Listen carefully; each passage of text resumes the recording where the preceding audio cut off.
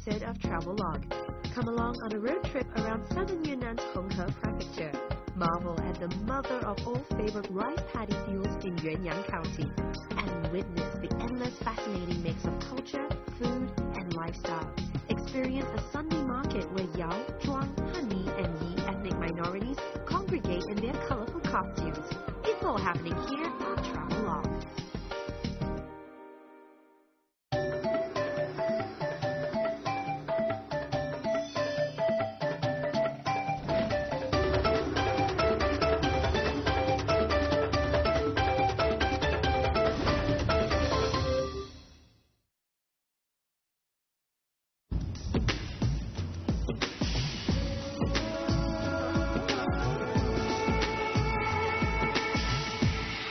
This is Travelogue, and we are at the Red River of the Red River County. And to see her just like that in all her splendor is quite something. Now, she carries large proportions of silt because of the easily crumbled soil that's deposited in her basin, especially from the Redlands, and that's how she got her name.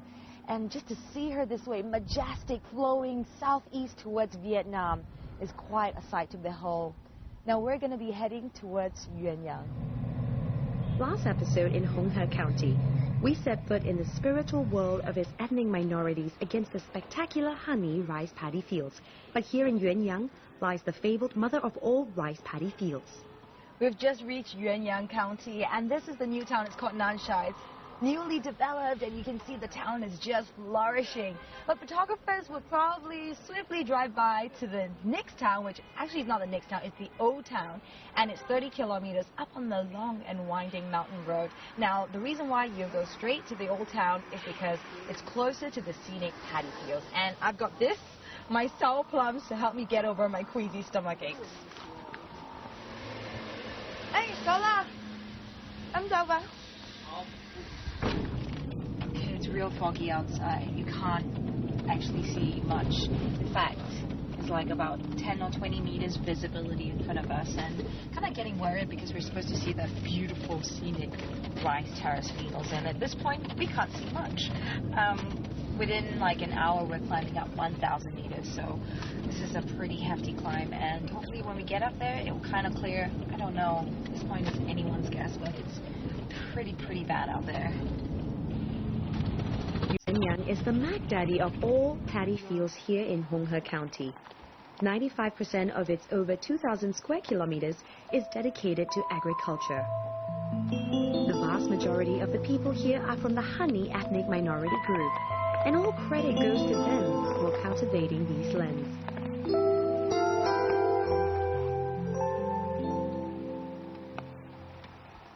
Voila, these are the very famous rice terrace fields of Yuanyang. You know, they're so well equipped to deal with tourists and visitors. They've got maps showing you where you are, where you should go for the best view of the sunset and the sunrise. And they've even got this observation deck for loads of photographers who'll be shooting their super zoom cameras into the terrace field. Of course, today is not that usual day. You know, it's hard to imagine that every square inch of this land has been painstakingly handcrafted by men. It's a man-made wonder. Grain by grain for over 1,300 years, this landscape has fired the imagination for centuries. 1,500 meters high in the Ai Mountains, many paddy fields sit side by side, each with its own distinct reputation. Some fields are known to frame the money shots for the best sunrise or sunset. We are here at Duo Yishu. This looks like such an exquisite tea house. I mean, it's almost like an art museum with very interesting everyday items from the honey culture. And you know what I love about this is you can sit here with your hot cuppa. And the best part, you can look at the $1 million view of the rice terrace fields. That's life.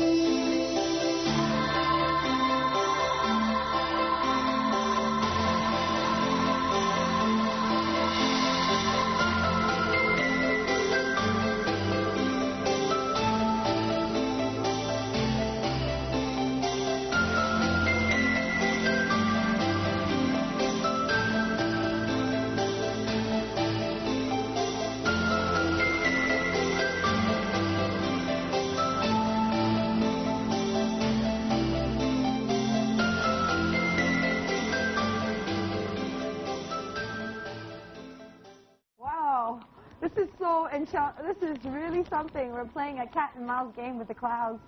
And you can see emerging from the mist, it's going to be some fantastic, awesome, enchanting looking European-styled homes. And they have got beige walls and dark brown roofs.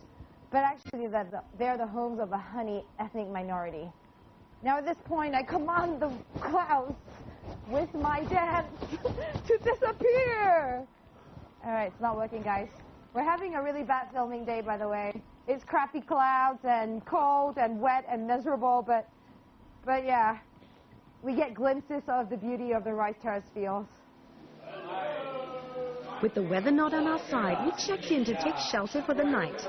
Yuanyang is slightly more developed and visitor-ready. This hostel is a good example of a cozy family-run affair. It's easy to find a contingency hideout while waiting for the weather to turn. So if you get caught in a wet and clammy day like this, the best thing to do is to check into a hostel like this. They've got a couple that's in the nearby villages, so you can choose from them. And the best part about this is that you get warm meal cooked from a very nice, hospitable family, basic room with shower, and of course you might even make new friends. Sunny's guest house is a stone's throw from Duoyishu village. This mother and son team is the ultimate hostess with the mostest, warmly receiving their guests. The homely vibe is hard to beat, but the prize is catching the jaw-dropping view of the paddy field sunrise and sunset right on your balcony. Did you find there was a language barrier? Was it easy to get around? I went with, there is a China person here who speaks English, so she bring us there. So you had a tour guide? Very good. Yuanyang attracts a steady stream of foreigners who are ever ready to brave the roads. These backpackers tell me that this cheap and cheerful hostel is one of their favorites. What's not silent was the language barrier. But what they lack in skills, they make up for in pantomime and access to bilingual tour guides. Others who have studied Mandarin and lived in China were better equipped to deal with directions and haggling.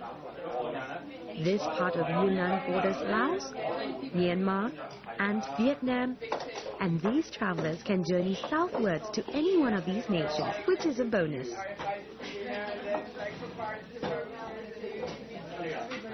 That's the best by far. Yeah. Although this is where I got the scarf from in Laos. They did like, you know, the tubing? When you sing the tubing, did you do that? Yeah. Should we bargain in China? Yeah. Is there a moral issue there? It's a game. Otherwise, we will spend a lot of money doing this. Yeah. So what's your going rate? Because some people say 1/3 the price. What's your start? 50% of the price? Yeah. Your best price. Yeah. And sometimes I love it. They all like, I'll do a special price for you. Special. For me? Are you serious? Oh, you're so kind.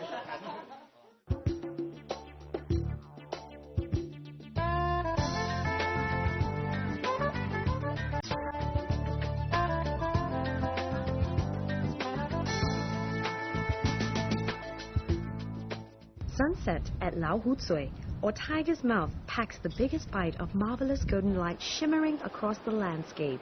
But today was neither the day nor time for it, which seems reminiscent of yesterday's weather pattern at Duoyishu. We're here at the Dragon's Mouth Rice Terrace Fields, and it costs 35 to get in because they built this beautiful observation deck, and you can get a complete bird's eye view. But of course, the moment we came in, the weather turned again. So we're hiding out in this coffee shop, and then I see her just throwing away. So she's got all these lovely products, and she did it all by herself. So I think I'm going to do some shopping meanwhile, waiting for the weather to change again. 这个多少钱？30块。你是要缝多久？这个。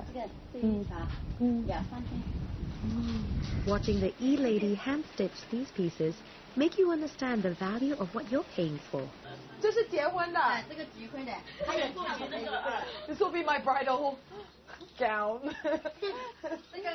这个激光是我们跳舞的时候跳的。啊，我会跳。Put women folk together and they'll be sewing, dancing and singing. 1、2、3。I don't know what ball.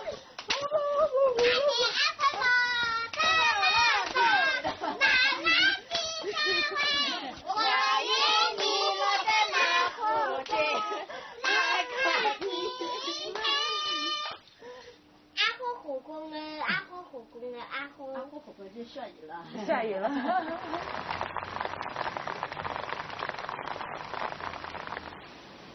We've been sitting here for over an hour already, and we've even found time to write some postcards back home.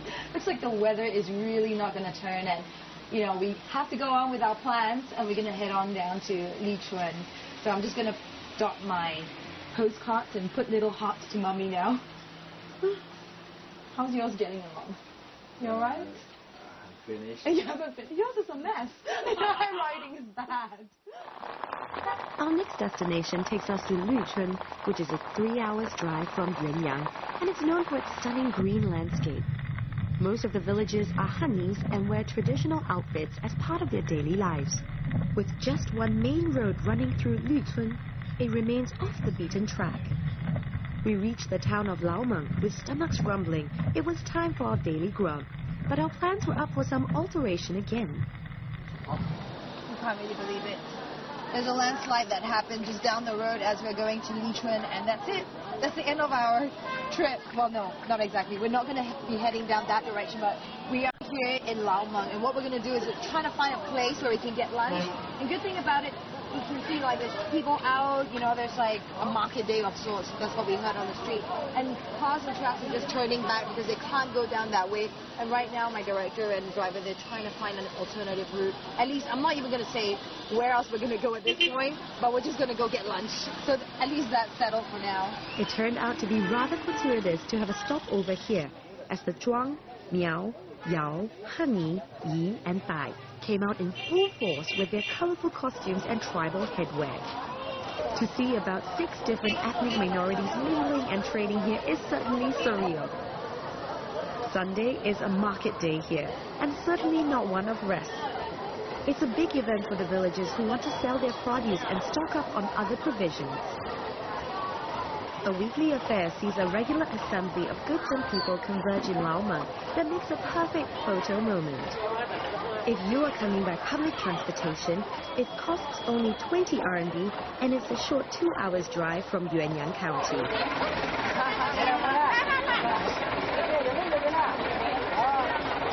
She's very enterprising, isn't she? She's selling buns to the people up in the van. This place is really, really chaotic. I guess there's a sense of energy. Everyone's out. There are different ethnic minorities, and you know, but there's still some sort of order. For the villagers in the remote countryside, this is one of their few social activities. This part of southern Yunnan is known for its tobacco output, while Laomeng is famous for the production of pipes. Although we couldn't venture out to Lichuan, our timing seemed impeccable. Walking around this part of China reminds me of Southeast Asia, and rightly so, since influences from neighbors have spilled across the borders. All the ethnic minorities are out in full force. Does it feel like China to you? Yeah. That's what I keep saying to my friend, like, yeah, are we in China now? Yes, we're in China. Every day, it's fun. Yeah. As Laomeng lies close to Lichuan, it's a natural indicator of what lies ahead in that vicinity. That certainly helped to make up for missing out on Lichuan as a destination, as this is an equally spectacular treat. This is great. It's like an authentic ethnic fashion show. You can see lots and lots of different colors here in the street. Now, the sun is finally out in this Sunday market here today. And although earlier on we didn't actually get to see anything at Tiger's Mouth, but this is fantastic. I think it makes up for whatever that's happened. When journeying through this area, be prepared for any sudden change in your travel plans due to weather and road conditions. I'll say it once and I'll say it again. Nothing is more important than safety here. Though visiting a far-flung village sounds like a grand adventure, do as the locals do and only venture out when in the clear. All the like massive buses, they can't go through. So no, we don't know, but we just know that they've stopped the road. So what we're gonna do is we're gonna go to Jingping. Jingping is like 100 kilometers, which is like.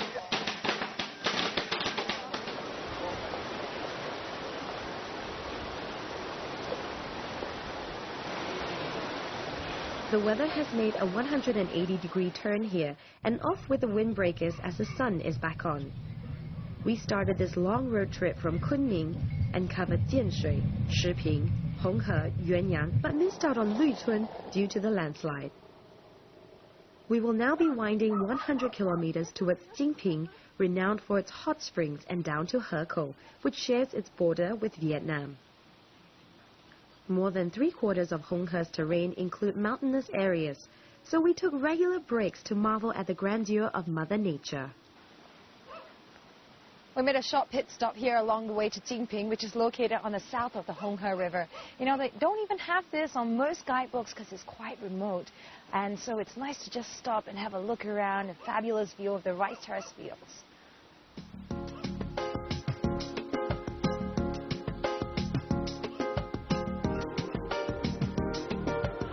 Rainbow!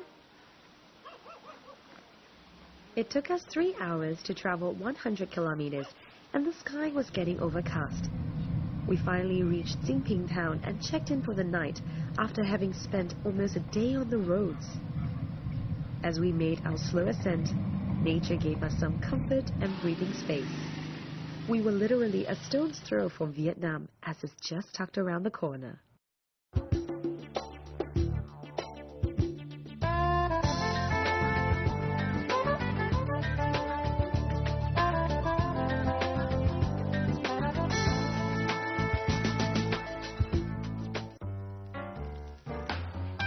Good morning. It's time to do our daily grind and hit the road. Jinping is a county that borders Vietnam, and it's literally your gateway to Southeast Asia. Now, if you're driving through, the main town is well developed, and you can find lots of good accommodations, and that's exactly what we did last night. We had a superb night of rest because the air here is crisp and fresh, and we were meant to go to the hot springs, but unfortunately our MPV is too low for the roads, so you probably want to come with a 4x4. It's a better bet. Now what we're going to do is we're going to head up northeast towards the highway, and we're going to go on a straight stretch of road, and that's got me super excited because I got enough of that winding road. So that's what traveling is all about. You got to roll with the punches.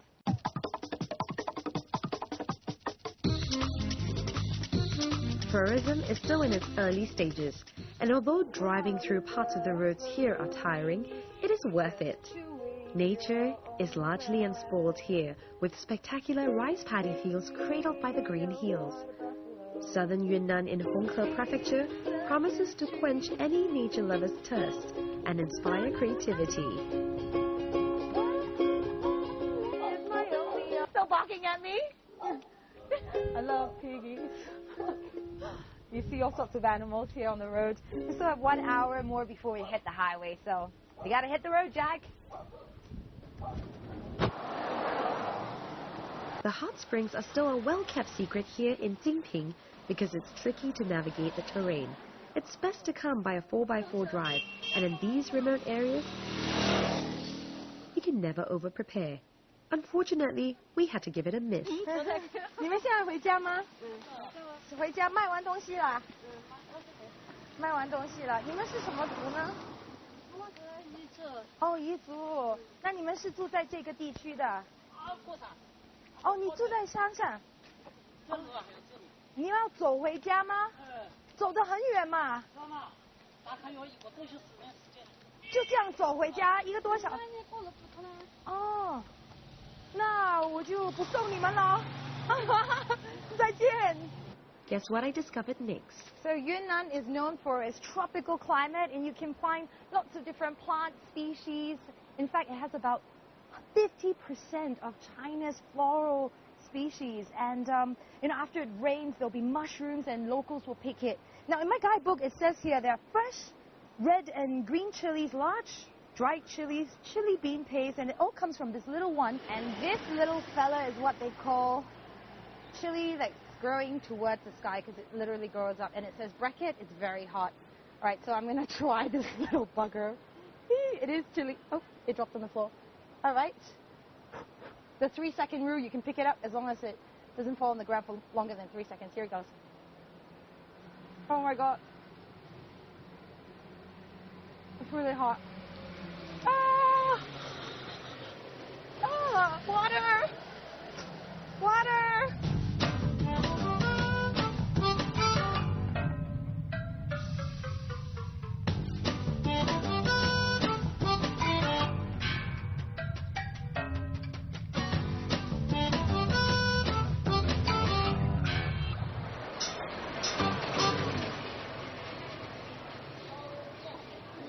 just ordered our lunch and we've stopped off in this little joint. Looks very basic and simple and rudimentary, but you know what? Even though it's not spick and span, I think that's part of the charm. Where we are right now is still quite some distance from the highway because we've been driving pretty slow, and I think that's quite important, especially when you're going up and down the winding roads. On the way, we noticed some bananas, lots of banana plantations. I think that's because we're getting close to the Vietnam border. So it's very interesting to see how, you know, it got greener, and then there were donkeys that were carrying some of the goods, and the place is just really buzzing and quite alive. And right now we're just hungry, and we're gonna wait for our food to arrive. It seems to need some help. By the side of the street, and it smells good. Yeah. If Greta can cook, so can you. We'll let the professional handle it. Lunch was satisfying in more ways than one. Guess why?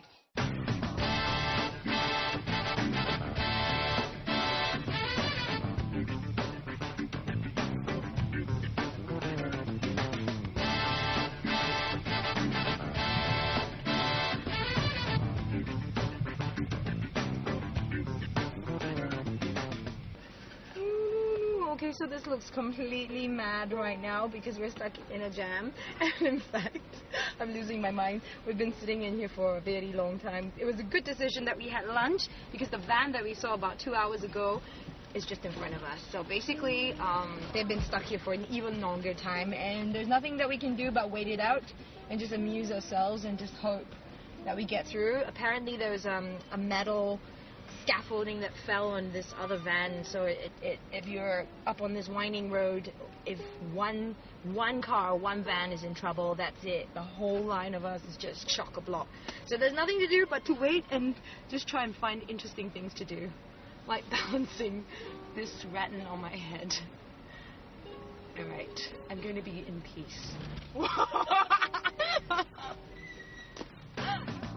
Herco lies on the border of the northern Vietnamese town, Lao Jie, along the southern tip of Yunnan province.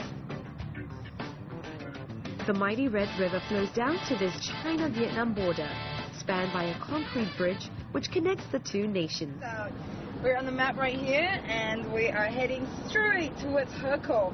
And if you look at it here, this is the expressway, which we are currently on now. So we're going to be sitting for about 80 kilometers until we get to Herco, which is like literally on the gateway to Vietnam. So it should be interesting to see what the border cross-cultural influence is like. But for now, I'm super happy. We're on the highway.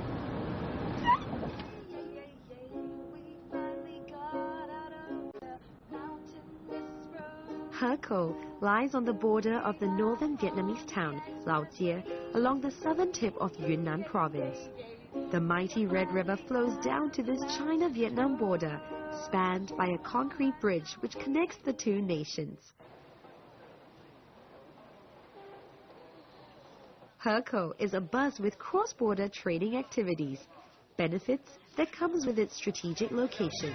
If buying and selling is as hot as its climate, then Vietnam Street heats up the shopping by a couple of notches. Stretching over 1,000 meters, find everything and anything made in Vietnam. It's getting late, but the night market is still open for business.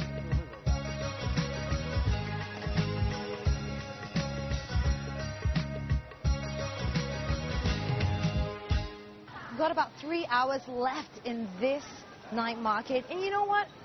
I really do want to just shop around because this feels a little like Southeast Asia, like home, and you know, the flavors, the smells. Actually, Hong He has been really surprising, from being up in the mountains where you can see just interesting ethnic minorities to coming down here. All of a sudden we're in the crossroads of like Vietnam and China, and everything feels just that slightly more familiar to me. So I think I'm going to have a good time easing into this place. It's been a hard day's drive, so good night until the next episode of Travelogue.